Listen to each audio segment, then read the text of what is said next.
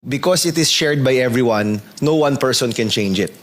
That's the beauty of blockchain. Philippine National Budget Blockchain Act. Ito ang panukalang batas na naglalayong isapubliko ang lahat ng impormasyon tungkol sa kung paano at saan ginagamit ang pondo ng iba't ibang ahensya ng gobyerno. Sa gitna ito ng mga anomalyang nadidiskubre ngayon sa pamahalaan patungkol sa mga pinondohang proyekto, ngunit hindi naman ginagawa o tinatapos. Ayon kay Baguio City Mayor Benjamin Magalong, base sa kanyang karanasan sa mga ganitong investigasyon, takot sa transparency ang mga nakakausap nilang umano'y tiwaling opisyal ng gobyerno. Most of the time, when we ask them, bakit hindi kayo transparent sa records?